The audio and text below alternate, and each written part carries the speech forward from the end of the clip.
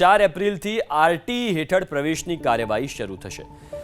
અમદાવાદમાં 14,000 બાળકોને આરટી હેઠળ પ્રવેશ આપવામાં આવશે। આરટી હેઠળ પ્રવેશ માટે 6 લાખથી ઓછી આવક જરૂરી સરકાર તરફથી નક્કી કરવામાં આવી છે। 6 લાખની આવક મર્યાદા। ફોર્મ ભરતી વખતે આવકનું પ્રમાણપત્ર રજૂ કરવું ફરજિયાત। ઇન્કમટેક્સ અંગે માહિતી છુપાવનાર વાલીઓ સામે કાર્યવાહી કરાશે। 6 લાખથી વધુ આવકવાળા વાલી ફોર્મ ભરશે તો ફોર્મ રદ કરાશે। આવા વાલીઓ સામે ફોજદારી હેઠળ ગુનો દાખલ કરવામાં આવશે। ડીઓએ આ નિવેદન આપ્યું છે।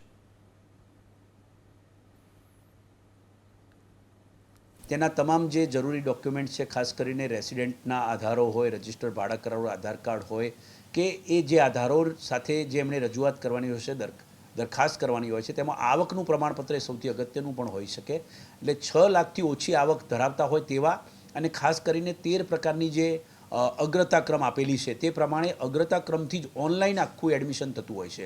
એટલે આપના માધ્યમથી ખાસ વાલીઓને 2 મહત્ત્વની બાબતો જણાવીશ। એક તો સાયબર કાફેમાં ક્યાંય પણ ફોર્મ ભરવામાં આવે તો આ પ્રક્રિયા ઓનલાઈન થાય છે। એડમિશનમાં કોઈ પણ વ્યક્તિ આમાં દાવો કરે કે તમને હું પ્રવેશ અપાવી દઈશ તો એવો પ્રવેશ કોઈ અપાવી શકતું નથી। આમાં એક ઓનલાઈન પોર્ટલ દ્વારા જ સમગ્ર રીતે અગ્રતાક્રમને આધારે પ્રવેશ આપવામાં આવતો હોય છે। બીજું કે 6 લાખથી ઓછી આવક હોય તો જ તમે આના માટે એપ્લિકેબલ છો। જો તમારો આઈટી રિટર્ન પણ ચાલુ વર્ષનો 6 લાખથી ઉપરનો હશે તો પછીથી ધ્યાન આવશે તો ફોજદારી ગુનો દાખલ થાય અને તમારો આરટીઈમાંથી પ્રવેશ રદ થાય છે।